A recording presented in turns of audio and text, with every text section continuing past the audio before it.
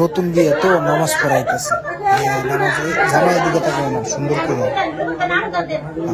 কি পারে না দেখি নামাজ। জামাই জীবনে নামাজ পড়ে নাই মনে হয়। সেজদায় যান। হ্যাঁ, আপনি ধরেন না, খেলা দিন না, ফিরে যাবে বলে। হ্যাঁ, আরেকটা দেন। আরে খারাই রয়েছে, আরেকটা দেন। হ্যাঁ, ঠিক আছে। উড়েন উড়েন উড়েন, উড়ে না বয়ে রয়েছে এখন। টাকায় রয়েছে কে সুন্দর করে আটটা বান দেন। টাকায় রয়েছেন কে নিচের দিকে তাকান। এত মানুষের সামনে নামাজ পড়তেছে, ডরে পড়তে পারতেছে না। সুরা কইতেছে, সুরা কয় না কি করতেছে আল্লাহ। হ্যাঁ, নামাজ পড়েন। আরেকটা দেন। এই তো কেডা কই নামাজ পড়েন।